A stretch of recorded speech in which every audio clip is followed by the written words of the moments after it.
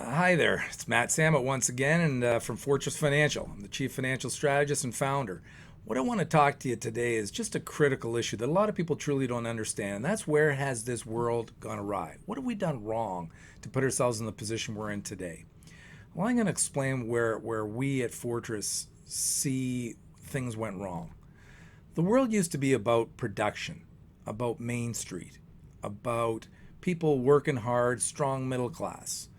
We had a financial system that supported a productive system. Now what's happened is total reverse. Everything now supports the financial system. It controls things, it dominates things, and it's failing the world. You get a lot of smart people there who are making ridiculous amounts of money driven by one thing, profitability of an industry that is supposed to be supportive to the rest of the economy. Instead, the rest of the economy is dying. So why are we allowing this to happen? That's one question that I assure you we at Fortress are going to try and change. Unfortunately, we might be in a position in the world where it can't change until we go through a major cleansing. And that's going to be a really difficult period. And we help prepare our customers for that. And people should be prepared. But let's go back a little bit. What happened? The financial industry used to be simple. It would lend money to great companies, or what were potentially going to be great companies, to hopefully so they'd be productive and the financial industry would make their spread. Nice, easy business. Investment banking, they would take an interest in a company, an equity interest, they would own part of it because they believed in the businesses that were being presented to them. Today, money is being lent out to anyone. When I was a student, I couldn't, and I was as responsible as they came. I worked from when I was, I think, 14 on, nonstop, full-time in university. I couldn't get a credit card. Today it's fascinating. I talk to university students. They got their pick of credit cards. Do you want this one? Do you want that one? Oh, let's give you a student loan.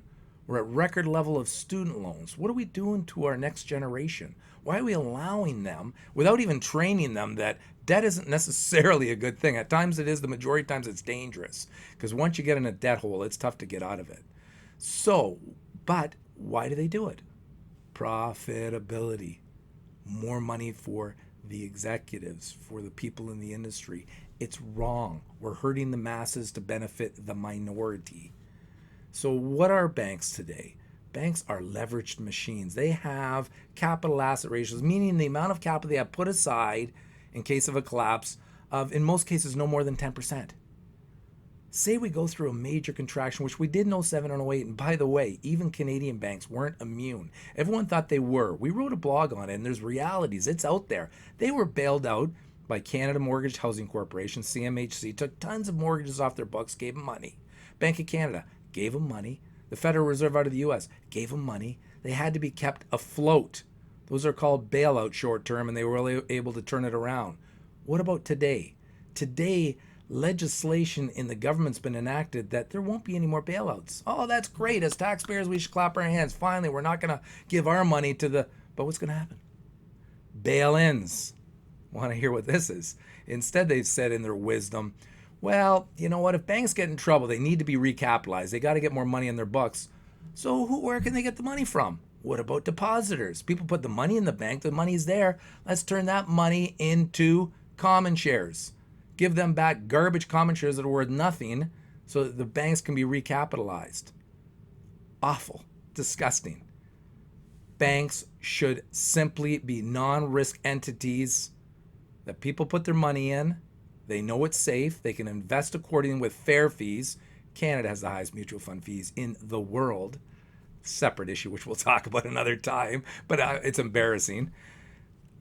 But at the end, bottom line is we need a banking system, but who controls who? Now it's come to the point where the smart people on Bay Street and Wall Street control it all. They control the politicians, I hate to say. Sorry, politicians. If you were stronger, you would say, there are things wrong. Banks shouldn't trade people's money. Why do they have the ability to trade money, and if they lose it, that's life? I can't get it back, but I had fun trying to trade it, with traders getting multi-million-dollar bonuses and executives getting monster bonuses if they made it. But if they lose it, we're okay. But all those poor people who gave us the money, they may not get it back. What about derivatives? We're over $600 trillion, 10 times the size of the global economy. Derivatives were one of the main culprits of creating the collapse in 07, 09. So you would know, of course, that the world was smart enough to say, let's make it smaller, let's pare it down, let's be smart here. Ramped her up. Let's double down, let's gamble even more. It's deadly what's going on. And we've seen it happen in parts of the world where people's money is confiscated.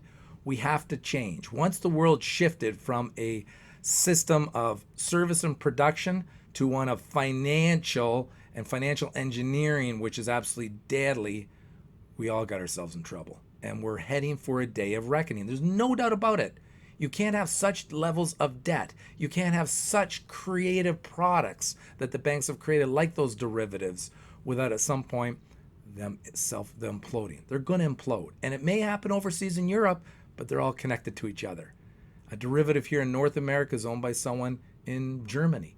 If Germany, Deutsche Bank, for instance, that is an absolute mess today, collapses, they're one of the biggest banks in the world. So is Barclays, who is a mess. So is PLC, who's a mess. There's a whole bunch of them that are messes. They are connected to the system worldwide. One blip takes the whole thing down. It's scary. I don't want to scare you. Bottom line is we've made a mistake. We've let people control things that shouldn't be in control. Next time we better do it right. But bottom line is today, you better have some strategies in place to make sure you're protected. That's what we're focused on here at Fortress, to make sure our customers understand the risks, understand the opportunities which are there, and take action and have a plan. Thanks very much. Somber message, but a realistic one, and that's what we're all about here at Fortress. Take care.